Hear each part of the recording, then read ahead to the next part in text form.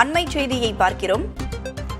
சத்தியம் வெல்லும், நாளை நமதே என தேமுதிக மறைந்த தலைவர் விஜயகாந்தின் எக்ஸ் தள பக்கத்தில் பதிவு செய்யப்பட்டிருக்கிறது. தேமுதிகவுக்கு ராஜ்யசபா சீட் கொடுப்பதாக சொல்லவில்லை என எடப்பாடி பழனிசாமி பேசிய நிலையில் இந்த பதிவு போடப்பட்டிருக்கிறது.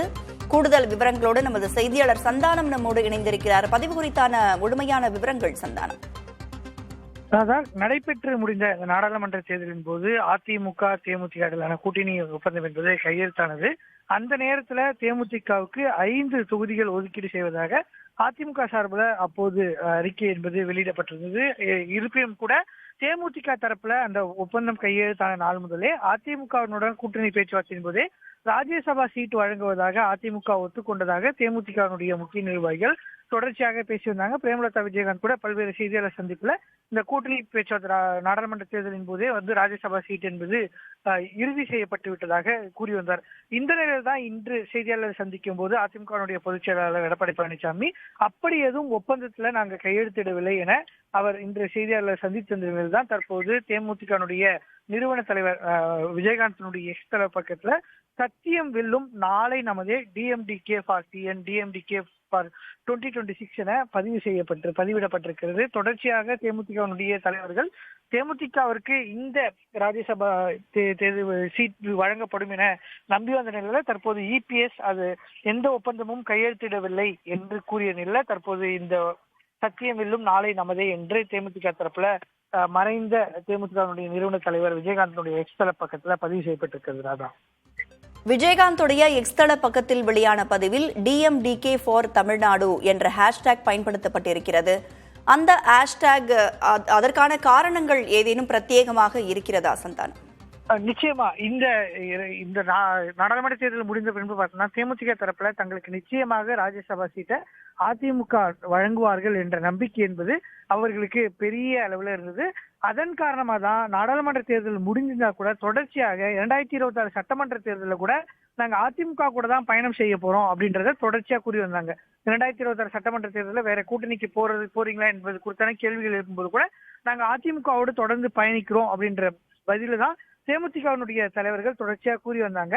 இந்த நிலையில தான் இன்று அதிமுகவினுடைய பொதுச் செயலாளர் எடப்பாடி பழனிசாமி அப்படி எதுவும் கையெழுத்திடவில்லை, எந்த ஒரு ஒப்பந்தமும் போடவில்லை என்று அவர் கூறிய நிலையில் தான் தற்போது டிஎம்டிகே ஃபார் டிஎன் அதிமுகவினுடைய கூட்டணியில் இடம்பெறுவோம் என்று கூறி வந்த தேமுதிக அதிமுகவினுடைய கூட்டணியிலிருந்து வெளியே வந்து தற்போது நாங்க அதிமுகவினுடைய பொதுச் செயலாளர் பதில் காரணமா வெளியே வந்திருக்கிறோம் அப்படின்றத உணர்த்தும் விதமாக தான் இப்ப DMDK for TN, DMDK for 2026 சத்தியம் வெல்லும், நாளை நமதே என்றும் அந்த பதிவிட்டிருப்பதை நம்ம புரிஞ்சிக்க முடியுது.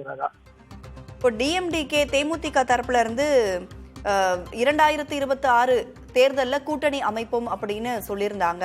ஆனா எடப்பாடி பழனிசாமி தரப்புல இருந்து இன்னும் 6 மாசத்துல என்ன நிலவரம் அப்படின்னு தெரிய வரும் அப்படின்னு சொல்லியிருந்தாங்க. இப்ப 2026 கூட்டணி இருக்கா அப்படிங்கிற ஒரு சந்தேகம் எழுதலையா சந்தானம்? நிச்சயமா இப்ப நாடாளுமன்ற தேர்தலுக்கு பிறகு தேமுதிக தொடர்ச்சியா அதிமுக கூட்டணியில் தான் இருக்கும். 2026 சட்டமன்ற தேர்தலின் போது அவர்கள் கூட்டணி இருப்பாங்க அப்படின்றதுதான் தொடர்ச்சியா கூறப்பட்டிருந்தது. தற்போது அந்த ராஜ்யசபா சீட் விவகாரம் காரணமாக தற்போது அவர்களுக்குள்ள ஒரு முரண்பாடு ஏற்பட்டிருக்கிறத நம்மளால புரிஞ்சிக்க முடியுது. தொடர்ச்சியா பார்த்தோன்னா ராஜ்யசபா சீட்டை 2 சீட்டுகள் அதிமுகவுக்கு தற்போது கிடைக்க வாய்ப்பு இருக்கு. இருப்பினும் கூட தற்போது நாடாளுமன்ற தேர்தலில் அதிமுக ஒரு சீட்ல கூட ஜெயிக்காத காரணமாக தங்களுடைய கட்சியினுடைய பிரதிநிதிகள் தான் டெல்லியில இருக்கணும், அவருடைய ராஜ்யசபா மட்டும்தான் எம்பிகள் மட்டும்தான் அங்க இருக்க முடியுன்றதுனால வேறு எந்த கூட்டணி கட்சிக்கும் ஒதுக்கீடு செய்ய முடியாத ஒரு சூழல்ல அதிமுக தற்போது இருக்கிறது. அதன் காரணமாகவே இந்த சீட் வழங்க முடியாது. இன்னொன்னு 2019 நாடாளுமன்ற தேர்தலின் போது பார்த்தோன்னா நாடாளுமன்ற தேர்தல் கூட்டணி பேச்சுவார்த்தை முடிந்த உடனே பாமகவோடு ஒப்பந்தம் கையெழுத்தான அந்த ஒப்பந்த பதிவத்திலே 6+1 6 நாடாளுமன்ற தேர்தல் சீட்டு ஒரு ராஜ்யசபா சீட் ஒப்பந்த படிவத்திலே இருந்தது. ஆனா இந்த 2023 நாடாளுமன்ற தேர்தல் தேமுதிக ஒப்பந்த படிவத்துல அப்படி எதுவும் இல்ல, 5 நாடாளுமன்ற தொகுதிகள் ஒதுக்கீடு செய்யப்படுவதாக தான் இருந்தது. எழுத்துப்பூர்வமாக எந்த ஒரு அறிக்கையும் தற்போது வரை வெளியிடல. இருப்பினும் தேமுதிக பேச்சுவார்த்தையில ஒரு உடன்பாடு ஏற்பட்டிருக்கிறது என்று நம்பி அதை தான் வெளியும் சொல்லியிருந்தாங்க. இந்த சூழல் தான் எடப்பாடி பழனிசாமியோட கருத்து தேமுதிகவுடைய தலைமையுடைய மனதை மாற்றிருக்கிறது. 2026 அதிமுக கூட்டணி என்று கூறி வந்தவர்கள் தற்போது டிஎம்டிகே ஃபார் டிஎன் என்றும் பதிவு செய்திருக்கிறார்கள். தேமுதிகவுடைய இந்த பதிவு எடப்பாடி பழனிசாமிக்கு பதிலடியா பார்க்கலாமா?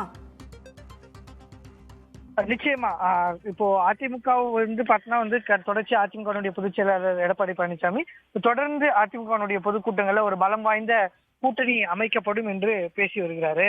இருப்பினும் கூட அவரால் பெரிய அளவுல கூட்டணியை வந்து சேர்க்க முடியல. குறிப்பா நாடாளுமன்ற தேர்தலின் போது பாமக, பாஜக உள்ளிட்ட கட்சிகள் தனியா கூட்டணி அமைச்சிருந்தது ஒரு மிகப்பெரிய இழப்பாக பார்க்கப்பட்டது. குறிப்பாக பாமகவோடு இணைந்திருந்தால் ஒரு 4 to 5 நாடாளுமன்ற தேர்தலில் வெற்றி பெற்றிருக்கலாம் என்று கூறினாங்க. இருப்பினும் கூட ஒரு 2011 எதிர்கட்சியா இருந்தாலும் கூட தொடர்ச்சியா அதன் பின்பு தோல்வியை செஞ்சு வரக்கூடிய தேமுதிக மட்டும்தான் அதிமுக இருந்தாங்க. இப்ப அவங்களும் அதிமுகவுடைய கூட்டணியிலிருந்து வெளியே வருவதற்கான சமிக்கை வெளியிட்டிருக்காங்க. இருப்பினும் கூட தொடர்ச்சியா அடுத்து வரக்கூடிய நாட்கள்ல இது என்னவா மாறுகிறது என்று தேமுதிகவுடைய தலைவர்கள் தான் தங்களுடைய நிலைப்பாடை தெரிவிக்க வேண்டியதா இருக்கு. தற்போது அவர்களுடைய பதிவிலிருந்து நம்மளால ராஜ்யசபா சீட்டை வந்து நாங்க சொல்லல அப்படின்னு இபிஎஸ் சொன்னதுக்கான பதிவுக்கான பதிலா தான் இதை நம்ம இப்ப பார்க்க முடிகிறது.